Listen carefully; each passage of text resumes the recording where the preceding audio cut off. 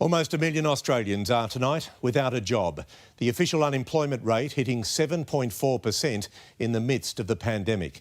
That's the highest it's been since November 1998. There are some green shoots, however, in the jobs market, with more than 210,000 people returning to the workforce in June.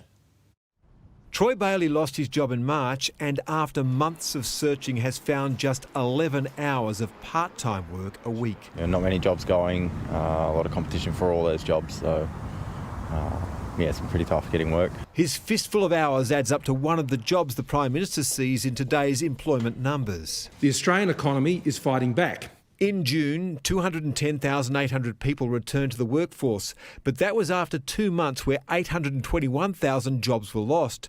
With more people now looking for work, unemployment ticked up from 7.1 to 7.4%, the highest rate since 1998. But like Troy, many have had their work hours cut to the bone, so the Prime Minister admits the real unemployment rate is closer to 13%. The effective rate of unemployment is likely to be far higher than what is illustrated here in these numbers. To retool the workforce, the federal government and the states are now pouring money into training apprentices. A further $2 billion investment in Australians and in their skills and training. $1 billion will be spent over the next year to create about 341,000 new training places, and another $1.5 billion has been committed to ensure employers keep their apprentices. Electrician Joel Atkins says it's a godsend. It's a massive help to us in terms of just in these uncertain times being able to rely on something that just some support and knowing that we can keep taking apprentices on. But the government's biggest challenge lies ahead. The biggest test of this government's management of the recession and its aftermath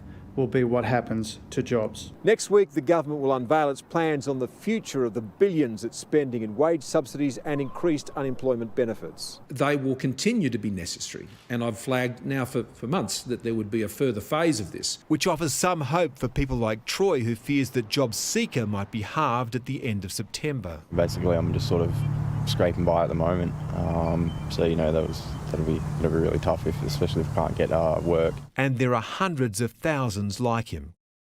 The Nine Network's political editor Chris Uhlmann joins me from Canberra. Chris, some good news in today's figures, but it might be only temporary. Yes, Pete, the Prime Minister admits the job numbers are likely to get worse next month because of the Victorian lockdown. And we really won't know how bad things are going to get until the government kicks out some of the props that are holding up businesses, because then some of them will go broke and unemployment will surge. Now, the Prime Minister is adamant, though, that things will get worse if we continue to bounce in and out of lockdown. So we do have to learn to live with COVID-19, Pete, but it's pretty clear now that the Commonwealth and some of the states have a very different idea about what that means. All right, Chris, thank you.